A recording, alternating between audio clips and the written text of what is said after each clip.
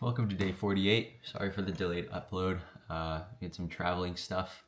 I'm going to be putting out 2 episodes today. Today is Numbers 19 through 21 and Colossians 4. Numbers 19. Now the Lord spoke to Moses and to Aaron, saying, "This is the statute of the law that the Lord has commanded.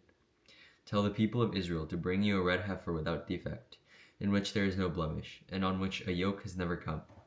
And you shall give it to Eleazar the priest, and it shall be taken outside the camp and slaughtered before him. And Eleazar the priest shall take some of its blood with his finger, and sprinkle some of its blood toward the front of the tent meeting 7 times. And the heifer shall be burned in his sight. Its skin, its flesh, its blood with its dung shall be burned. And the priest shall take cedar wood and hyssop and scarlet yarn, and throw them into the fire with the burning the heifer. Then the priest shall wash his clothes and bathe his body in the water, and afterward he may come into the camp. But the priest shall be unclean until evening. The one who burns the heifer shall wash his clothes in water and bathe his body in water, and shall be unclean until evening. And a man who is clean shall gather up the ashes of the heifer and deposit them outside the camp in a clean place. And they shall be kept for the water for impurity, for the congregation of the people of Israel. It is a sin offering. And the one who gathers the ashes of the heifer shall wash his clothes and be unclean until the evening. And this shall be a perpetual statute for the people of Israel, and for the stranger who sojourns among them. Whoever touches the dead body of any person shall be unclean 7 days. He shall cleanse himself with the water on the 3rd day, and on the 7th day, and so be clean. But if he does not cleanse himself with water on the 3rd day and on the 7th day, he will not become clean. Whoever touches a dead person, the body of anyone who has died, and does not cleanse himself, defiles the tabernacle of the Lord, and that person shall be cut off from Israel, because the water for impurity was not thrown on him. He shall be unclean. His uncleanness is still on him. This is the law when someone dies in a tent. Everyone who comes into the tent, and everyone who is in the tent, shall be unclean 7 days. And every open vessel that has no cover fastened on it is unclean. Whoever in the open field touches someone who is killed with a sword, or who died naturally, or touches a human bone or a grave, shall be unclean 7 days. For the unclean they shall take some ashes of the burnt sin offering, and fresh water shall be added in a vessel. Then a clean person shall take the hyssop and dip it in the water, and sprinkle it on the tent and on all the furnishings, and on the persons who are there, and on whoever touched the bone, or the slain, or the dead, or the grave. And the clean person shall sprinkle it on the unclean on the 3rd day, and on the 7th day. Thus the 7th day shall cleanse him. And he shall wash his clothes, and bathe himself in water, and at evening he shall be clean. If the man who is unclean does not cleanse himself, that person shall be cut off from the midst of the assembly, since he has defiled the sanctuary of the Lord. Because the water for impurity has not been thrown onto him, he is unclean, and it shall be a statute forever for them. The one who sprinkles the water of impurity or for impurity shall wash his clothes, and the one who touches the water for impurity shall be unclean until the evening. And whatever unclean person touches shall be unclean, and anyone who touches it shall be unclean until the evening. Now there was no water for Numbers 20. And the people of Israel, the whole congregation, came into the wilderness of Zin on the 1st month, and the people stayed in Kadesh. And Miriam died there and was buried there. Now there was no water for the congregation, and they assembled themselves together against Moses and against Aaron. And the people quarreled with Moses, and said, "Would that we had perished when our brothers perished before the Lord. Why have you brought the assembly of the Lord into this wilderness, that we should die here, both we and our cattle? Why have you made us come up out of Egypt to bring us to this evil place? It is no place for grain or for figs or vines or pomegranates, and there is no water to drink." Then Moses and Aaron went from the presence of the assembly to the entrance of the tent of meeting and fell on their faces. And the glory of the Lord appeared to them. And the Lord spoke to Moses, saying, "Take the staff and assemble the congregation, you and Aaron your brother, and tell the rock before their eyes to yield its water. So you shall bring water out of the rock from them, and give drink to the congregation and their cattle." And Moses took the staff from before the Lord, as he had commanded him. Then Moses and Aaron gathered the assembly together before the rock, and he said to them, "Hear now, you rebels, shall we bring water for you out of this rock?" And Moses lifted his hand up and struck the rock with his staff twice, and water came out abundantly, and the congregation drank, and their livestock. And the Lord said to Moses and Aaron, "Because you did not believe in me, to uphold me as the holy in the eyes of the people of Israel, therefore you shall not bring this assembly into the land that I have given them. These are the waters of Meribah, where the people of Israel quarreled with the Lord, and through them he showed himself holy."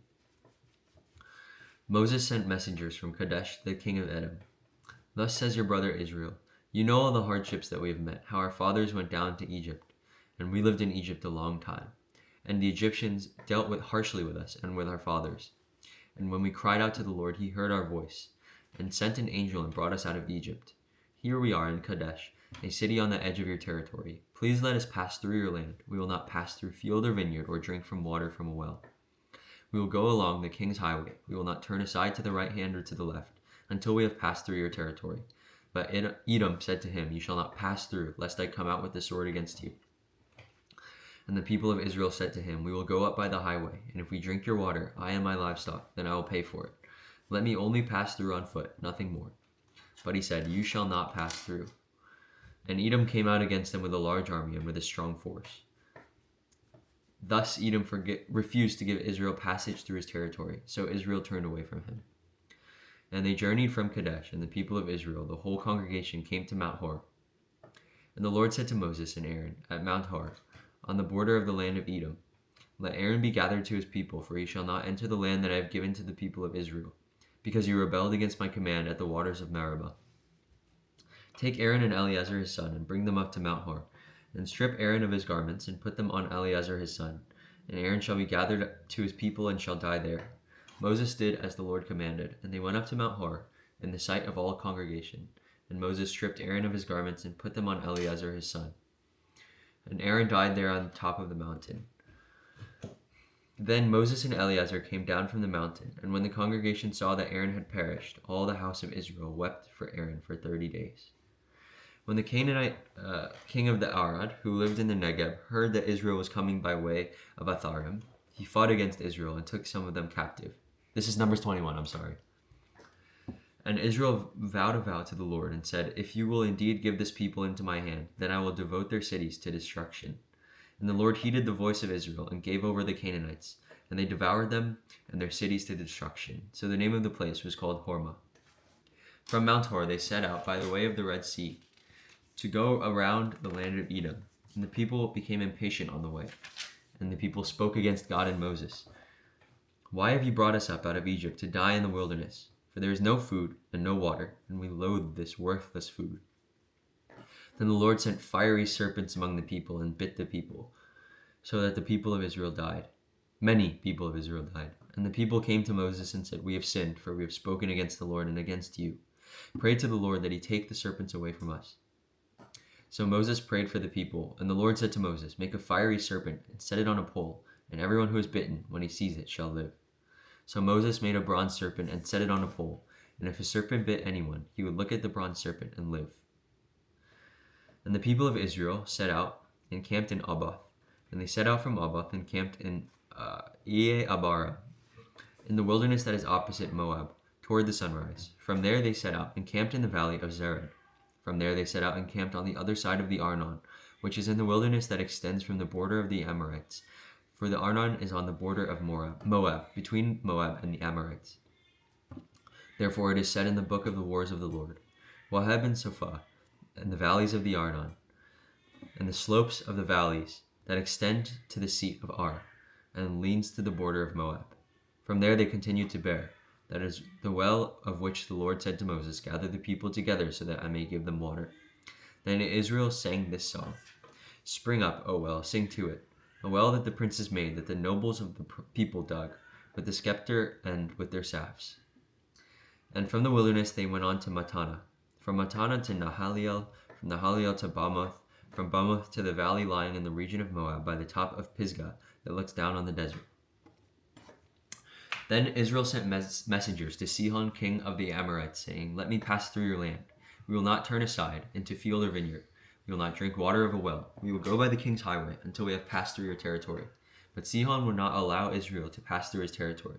He gathered all his people together and went out against Israel to the wilderness and came to Jahaz and fought against Israel. And Israel defeated him with the edge of the sword and took possession of his land from Arnon the Jabbok as far as to the Ammonites, for the border of the Ammonites was strong. And Israel took these cities, and Israel settled in the cities of the Amorites, in Heshbon, and in all its villages. For Heshbon was the city of Sihon, the king of the Amorites, who had fought against the former king of Moab, and taken all his land out of his hand, as far as the Arnon, Therefore the ballad singers say, Come to Heshbon, let it be built. Let the city of Sihon be established.